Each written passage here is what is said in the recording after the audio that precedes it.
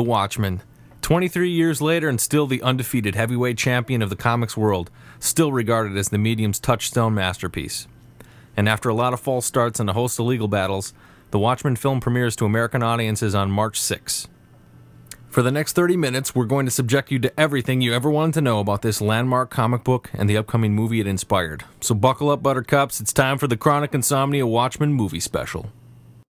Hello, ladies and gentlemen. My name is Ryan Lee, the manatee of podcasting. I'll be your morbidly obese host this evening. With me, as always, is Mike Lemire, the Quincy Jones of podcasting, tonight the Quincy Jones of cable access. I've been promoted. Yes, you have. Congratulations, sir. Yes. Thank you. Ordinarily, we do this in podcast form, weekly, Chronic Insomnia. You can listen to new episodes of our podcast every Tuesday. Yeah, which is uploaded by about noon. Yes, chronicinsomnia.mypodcast.com. Tell your friends. Tell your friends. Of course, truth in advertising, parental guidance is suggested. Yes. It's not for your grandmother, and that's fine. It's the comic book podcast you love to hate. You hate to love. Or hate to love. It is for you if you want to know about weekly comic book news, reviews, market spotlight, that sort of thing. Yes. All right, get out of here.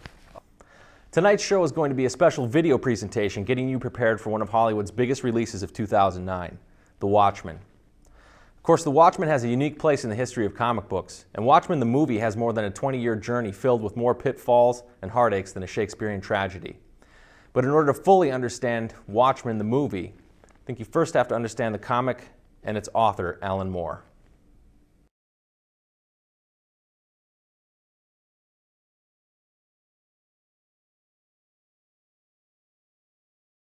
Who is Alan Moore? Alan Moore is a lot of things. A legend, a recluse, a novelist, a mage. A person more polite than myself might call him eccentric, but... Fun fact about Alan Moore, the guy's f***ing crazy. Now, of course, here at Chronic Insomnia, we love insane people, and madness and genius have always been attached at the hip. And whatever else you want to say about the guy, Alan Moore is a genius writer of comic books. Moore cut his teeth on some UK books, which makes sense, being that he makes his home in Northampton, which is in jolly old England. He did some Marvel UK work in the early 80s on Captain Britain, received some acclaim for his Future Shocks work in the weekly British mag 2000 AD, and really started to grow his legend with V for Vendetta and Marvel Man on the anthology magazine Warrior. Of course, Marvel Man is now known as Miracle Man, or perhaps even better known as that guy Todd McFarlane keeps suing everybody over. Now, this was all well and good, and quite frankly eyebrow-raising, especially for the 34 or so of people paying attention to British comic books. Things really started to pop, though, when editor Len Wein took a look at flagging sales on DC Comics' Swamp Thing and put in a call for that English guy everybody was starting to talk about, Alan Moore. Like most comics of the day, Swamp Thing was an interesting but childish mess. Alec Holland was a scientist-turned-marsh monster who dispensed justice by hitting people really hard until they fell down. Lather, rinse, repeat. So, with nothing to lose but its last few customers, Wein and later Karen Berger turned Alan Moore loose, and all he did was change the game forever. Okay, here's the problem. The reason why people think that comic books are for kids is that for a large part of their history, the Comics Code Authority essentially forced them to be. Now, we don't have time to get into all of this here. This is a Watchmen special, not a how Frederick Wortham's seduction of the innocent sent off a chain reaction that resulted in Senate hearings, yes, you heard that correctly, Senate hearings, over the possibility that shock suspense stories might cause your child to axe murder you while you sleep.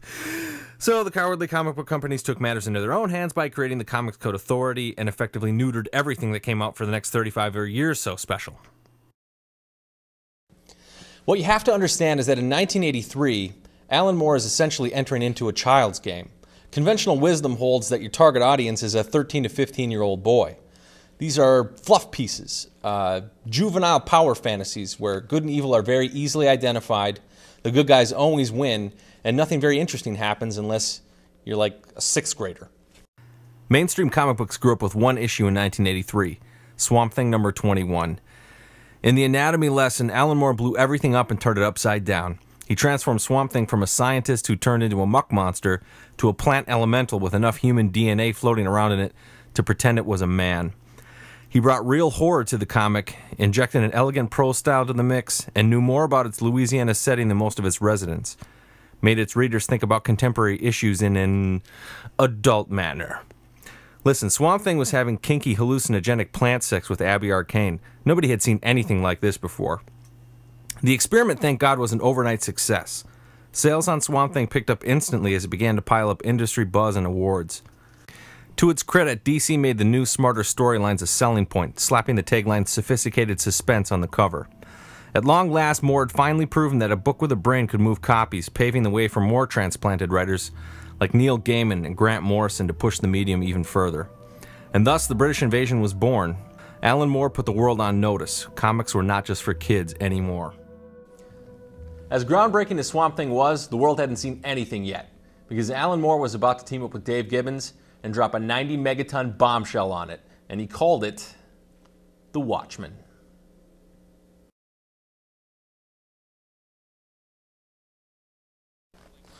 Okay, so it's 1986, and the world is pretty familiar to the one we're living in now because it's completely bent on fear, just a different kind of fear. See, back then, America and the UK were deep into the Cold War. This was just before Ronald Reagan and his rosy cheeks gets in front of a microphone between the German borders and says, "Mr. Gorbachev, tear down this wall." If you live in the free world, you're deathly afraid of being bombed by the Russians. I'm serious. Hey, if you think terrorism is bad, that ain't nothing compared to the Red Scare. Because back when I was going to school back in the 1980s, they would send us little school children down into the basement, school cafeteria, where we would hide beneath wooden tables and practice kissing our bums goodbye for the fiery death of the Russian bombs. Now, your teachers didn't explicitly tell you that you were practicing your death at the hand of a fiery bomb, but you knew. Oh yeah, you knew. 1986 was a time of nuclear proliferation, mutually assured destruction, obscene military spending, false bravado, and good old-fashioned conservative tyranny. Ah, the good old days.